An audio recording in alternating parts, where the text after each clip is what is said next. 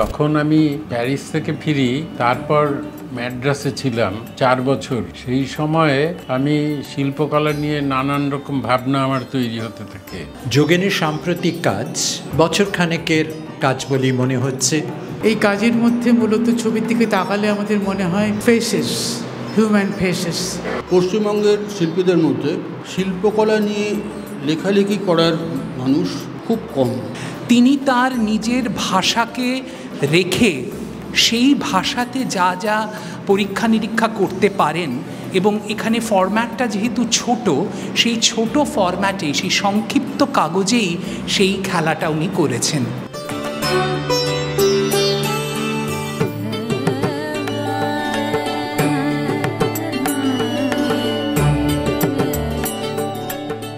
আজকে একটি বিশেষ দিন এই কারণেই যে দেবভাষা বই ও শিল্পের আবাস থেকে যোগেন চৌধুরী রচনা সমগ্র প্রথম খণ্ড প্রকাশিত হতে চলেছে, এবং তার সঙ্গে সেই গ্রন্থের প্রকাশ উদযাপনে তার নতুন ছবি নিয়ে এক চিত্র প্রদর্শনী। তার গ্রন্থ প্রকাশ এবং চিত্র প্রদর্শনীর শুভারম্ভ দুটিকে একসঙ্গে যৌথভাবে এই শিরোনামে ধরা হয়েছে, ইন মাই ওন ল্যাঙ্গুয়েজ। আপনারা রচনা সমগ্র এক যারা পড়বেন তারা বুঝতে পারবেন ইন মাই ওন ল্যাঙ্গুয়েজ কথাটি ব্যবহার করার কারণ। এই শিল্পী সারা জীবন তার লেখায় সেই নিজস্ব ভাষার অনুসন্ধান এবং খোঁজের কথা বলেছেন। শক্তি চট্টোপাধ্যায়ের একটি কবিতার বইয়ের নাম সন্ধ্যার সে শান্ত উপহার। এই বইটি অর্থাৎ যোগেন চৌধুরী রচনা সমগ্র এক আমাদের তেমন এক প্রাপ্তি, কেননা এক সন্ধেবেলাতেই নিজের দক্ষিণ কলকাতার ফ্ল্যাটে শিল্পী আমাদের হাতে তার লেখালেখির যাবতীয় ফাইল, কোনোটি মূল পাণ্ডুলিপি, কোনো লেখার মুদ্রিত কপি, একই লেখার বহু সংশোধিত কপি, কখনো বা কোনো লেখার জেরক্স কপি তুলে দিয়ে বলেন, তোমাদের যদি মনে হয় তাহলে দেবভাষা থেকে বই করতে পারো। এসব আমার সারা জীবনের লেখালেখি। সেই সন্ধেবেলা আমাদের উপহার দিয়ে গেল এক বিস্ময়, সত্যিকারের বিস্ময়। অন্যদিকে এও বিস্ময়ের, আজকের লেখালেখির পরিমণ্ডলে কিংবা শিল্পের অন্যান্য সকল মাধ্যমেই প্রতি মুহূর্তে যেখানে আত্মকে আবিষ্কারের তুলনায় আত্মকে কেবলই নানাভাবে প্রকাশের দুর্দমনীয় উল্লম্ফন, সেখানে দেশ এবং দেশের বাইরে অন্যান্য দেশেও বাংলার যে শিল্পীর নাম কান পাতলেই শোনা যায়, সেই যোগেন চৌধুরী 50 থেকে 60 বছর এসব লেখা নিজের কাছেই রেখে দিয়েছেন। গ্রন্থ প্রকাশের কোনো ব্যস্ততা নেই তার, এবং অবশ্যই স্মরণীয় লেখাগুলি 80-র দশক থেকে সর্বাধিক প্রচারিত সাহিত্যপত্র থেকে বিভিন্ন পত্রপত্রিকায় প্রকাশিত। তা সত্ত্বেও এসব লেখা গ্রন্থের শরীর পেল না এতকাল। আর প্রকাশ যদি 80-র দশক থেকে শুরু হয়, তবে এও মনে রাখতে হবে রচনাকালের সময় 60-এর দশক। প্যারিস থেকে প্রত্যাবর্তনের পর মাদ্রাজ পর্বে যার সূচনা। সন্ধেবেলার সেই বিস্ময় আরও দ্বিগুণ তিনগুণ বৃদ্ধি পেতে থাকে পরবর্তী বেশ কয়েকটি দিন ধরে, যখন লেখার ওই ফাইলগুলো নিয়ে আমরা কাজ করতে থাকি। একই লেখার 3-4টে করে কপি, এবং প্রতি কপিতে নতুন নতুন লেখককৃত সংশোধন। অর্থাৎ কেবলই এই লেখক তার রচনাকে বিভিন্ন সময় সংশোধন করতে করতে চলেছেন। আত্মতুষ্টির কোনো স্থান নেই। এরপর আমাদের প্রাথমিক কাজ সমাপ্ত হলে লেখকের সঙ্গে এই পাণ্ডুলিপি নিয়ে আমরা একাধিকবার বসি। তখন আমরা তাকে আমাদের অভিমত জানাই এবং তিনিও আমাদের ভাবনাকে অনুমোদন দেন। ভাবনা এই যে এই বিপুল লেখাগুলিকে 3টি পৃথক পর্বে বিন্যস্ত করা উচিত লেখার অভিমুখ অনুযায়ী। সেই পর্বগুলি হল শিল্প নিয়ে, শিল্পী নিয়ে এবং নানা রকম।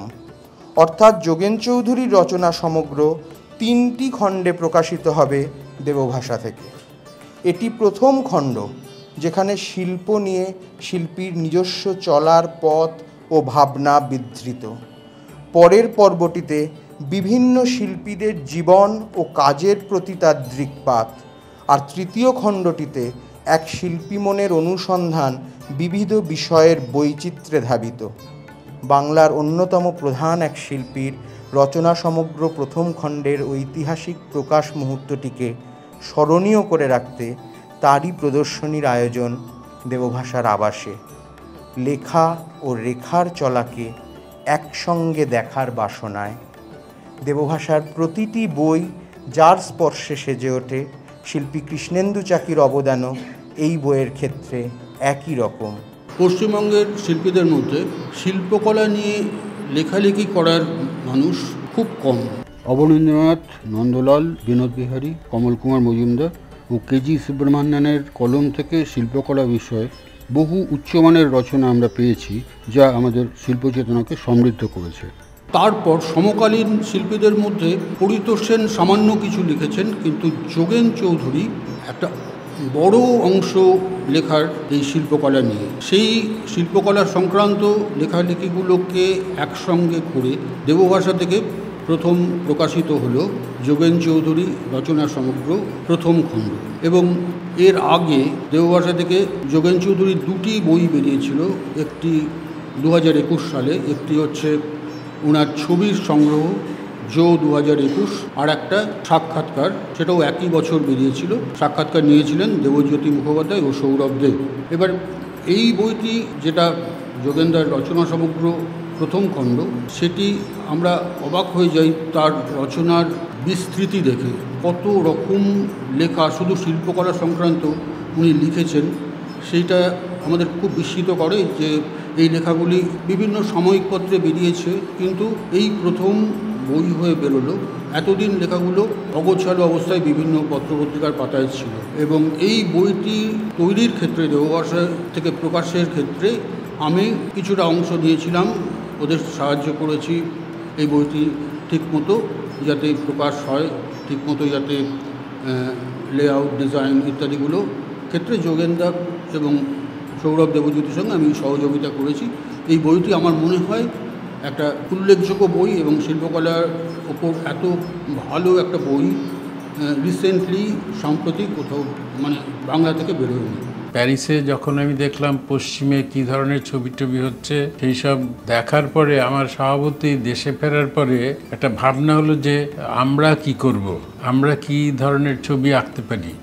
সেই ভাবনা থেকে আমার মনের মধ্যে একটা চিন্তা তৈরি হলো। তো তাই সেই সময় থেকেই আমি ওই লেখাটা ওইখানে শুরু করি। তখন আমি এই ভাবনা থেকে লিখতে শুরু করি যে আমি তখন যেহেতু সময় অনেক বেশি, আর আমি তখন অ্যাকচুয়ালি ছবিও আঁকছি না খুব একটা, কিন্তু ছবি আঁকার ভাবনাটা এসছে যে আমরা কি করব, আমি কি করতে পারি।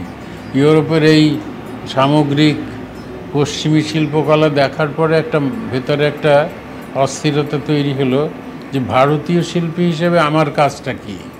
সেই ভাবনা থেকে আমি লেখাটা শুরু করি, এবং সেই লেখাটার সেই বিষয়ে ভাবনার ফলেই আমার এই লেখাটা শুরু।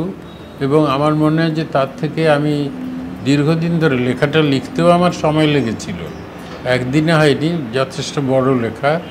সেই লেখাটা আমি এসে কলকাতায় প্রথমে আমাদের এক বন্ধু ছিল, ওকে বললাম যে তুমি পত্রিকাতে ছাপো। তুষার রায়ের একটা জার্নাল ছিল, সেই তুষার রায়কে বললাম যে তুমি করো। ও তার প্রথম একটা পার্ট ওখানে ছেপেছিল, কিন্তু তারপরে আর পুরোটা ছাপা হয়নি। তারপরে আমি একটা পার্ট কী আঁকছি কেন আঁকছি বলে দেশ পত্রিকাতে আমি ছাপি। আচ্ছা, সেখানেও আমার সম্পূর্ণ লেখাটা হয়নি। তারপরে এখন বর্তমানে সেই লেখাগুলো নিয়ে আমি এই যে দেবভাষাতে এটা ছাপা হয়েছে, এবং এটা আমার কাছে একটা ব্যক্তিগতভাবে একটা আনন্দের বিষয় যে শেষ পর্যন্ত এই লেখাটি ছাপা গেছে।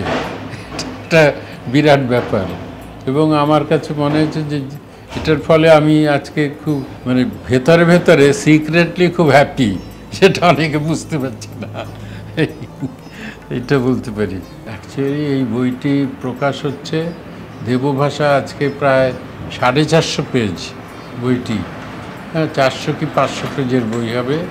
সেই বইটি প্রকাশ করেছে, এবং এটা একটা বিরাট ব্যাপার আমার কাছে, কারণ আমার মনে হচ্ছে যে লিখিতভাবে ভাবনাগুলো যখন বেরোয় তখন অনেক বেশি লোকের কাছে যাওয়ার ব্যাপার থাকে। তো সেই কারণে সেই ভাবনা থেকে আমার মনে হয়েছে যে এটা একটা দারুণ কাজ হলো। এর ফলে অনেক আমার বাইরের আমার বন্ধুদের মধ্যে, আমাদের পরিচিত লোকজনদের মধ্যে যারা শিল্প সম্পর্কিত ভাবনা আইডিয়ার মধ্যে রয়েছেন তাদের কাছে যাবে, সেটা একটা কাজের কাজ হচ্ছে। সুতরাং সেই দিক থেকে এটা একটা প্রয়োজনীয় কাজ হলো। প্রকাশ হওয়ার সঙ্গে সঙ্গে আমি একটা আলাদা প্রদর্শনীও এই সঙ্গে করছি, যেটা দেবভাষা অ্যারেঞ্জ করেছে।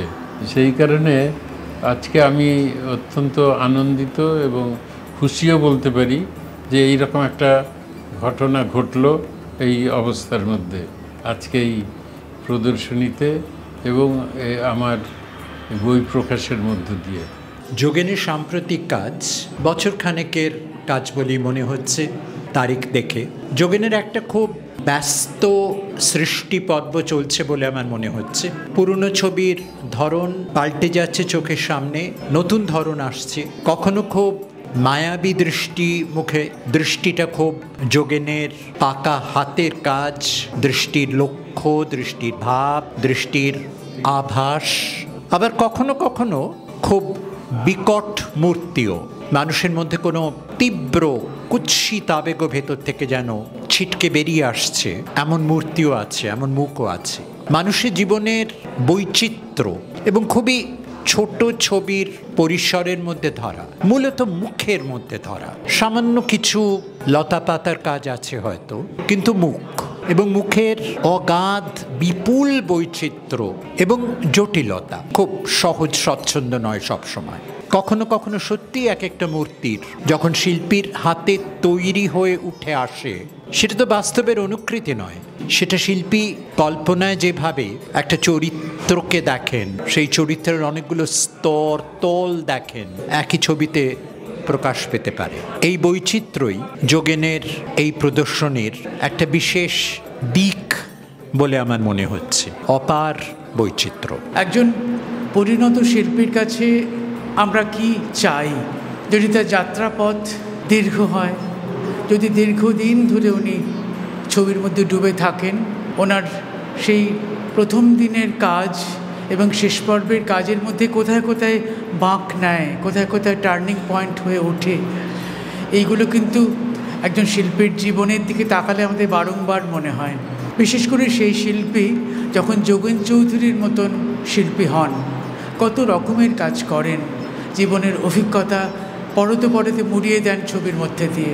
মূলত উনি ছবি আঁকেন সাদা কালোর প্রেক্ষাপটে, বর্ণবিরল ছবি যোগেনদার নিজের কথাতেই শোনা যায় যে আলো আঁধারির অভিজ্ঞতা ছোটবেলায় ছিল, ইলেকট্রিকের আলো ছাড়া এই যে আলো অন্ধকারের জগৎ ওকে ভীষণভাবে নাড়া দিয়েছে।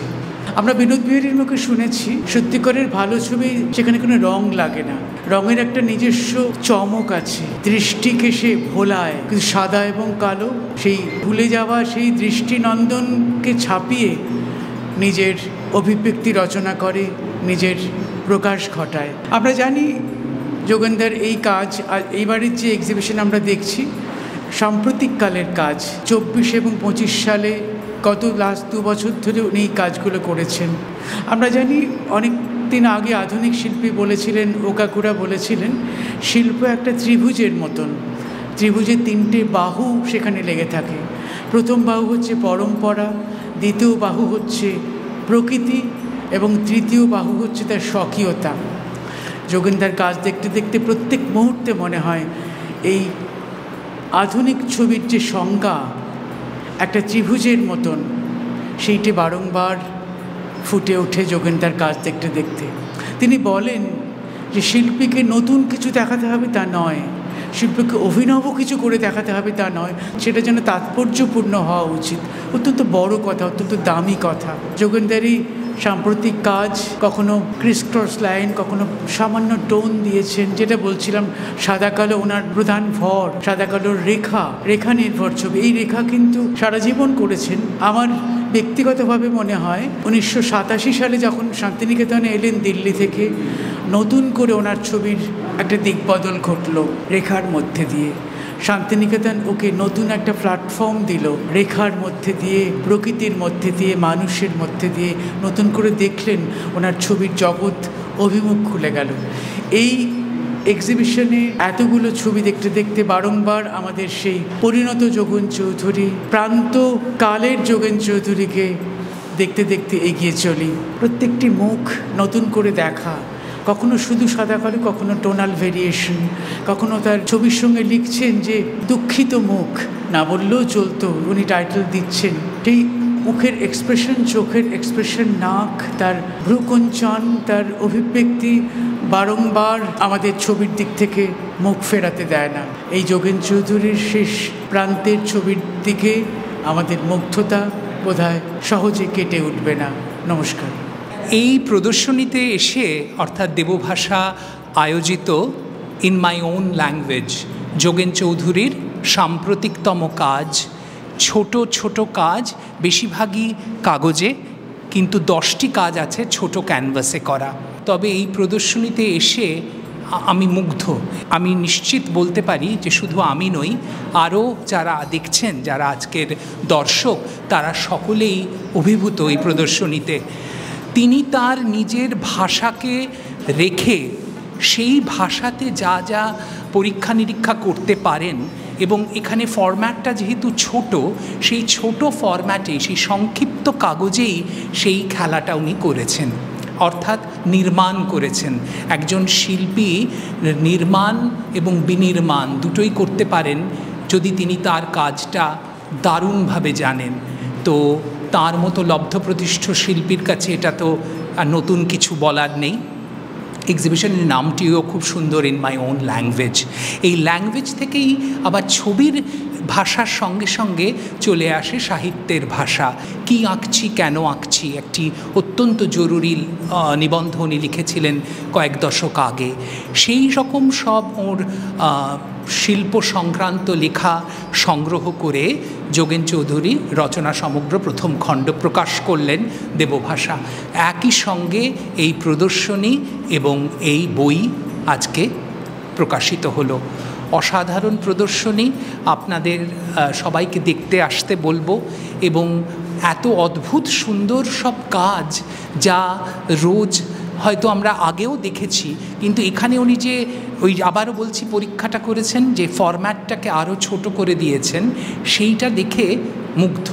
যেহেতু দেবভাষা বই ও শিল্পের একটি একত্রিত পরিসর, সে কারণে আমরা যখনই কিছু প্রদর্শনীর কথা ভাবি, সাধারণত তা কেন্দ্র করে ওঠে একটি বইকে নিয়ে, একটি বইয়ের প্রকাশ, যার মাধ্যমে আমরা শিল্পীকে জানব, তার সঙ্গে পরিচিত হব, তার জগৎ চেনার যে ঝোঁক আমাদের মধ্যে রয়েছে, সেটা আসলে একটি শিল্প ভুবনকে জানার ইচ্ছাই। এবং সেখান থেকেই এই যোগেন চৌধুরী রচনা সমগ্র এক প্রকাশের সঙ্গে সঙ্গে আমরা পরিকল্পনা করি দেবভাষার পক্ষ থেকে যে যোগেনদার নতুন কিছু কাজ নিয়ে একটি প্রদর্শনী করার। এই যে প্রকাশনীটি, সেখানে যে সমস্ত শব্দাক্ষরগুলো রয়েছে সেগুলো যোগেন চৌধুরীর নিজস্ব, ইন হিজ ওন ল্যাঙ্গুয়েজ। তার ফলে আমরা প্রদর্শনীটির নাম রাখলাম, যেখানে 50টির কাছাকাছি কাজ রয়েছে এই প্রদর্শনীতে, সেই প্রদর্শনীর নাম রইল ইন মাই ওন ল্যাঙ্গুয়েজ। আমরা দেখেছি যে যখন যোগেন চৌধুরী ছাত্র ছিলেন গভর্নমেন্ট আর্ট কলেজে, তখন উনি নিউজ প্রিন্টের উপরে কিছু কাজ করেছিলেন। আমরা সেই কারণে নিউজ প্রিন্টের উপরে ওনার প্রদর্শনীর জন্য কিছু কাজ করার অনুরোধ রাখি।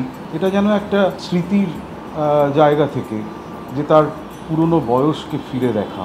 এর পাশাপাশি এখন যেটা খুবই বিরল, যে যোগেন চৌধুরীর ক্যানভাসের কাজ। আমরা যোগেনদাকে অনুরোধ করি যে যোগেনদা, আপনি আমাদের জন্য কিছু ক্যানভাস করে দিন। এই সময় দাঁড়িয়ে যোগেন চৌধুরী মাধ্যম হিসেবে ক্যানভাসকে কেমন দেখছেন, সেটা জানা আমাদের উদ্দেশ্য ছিল।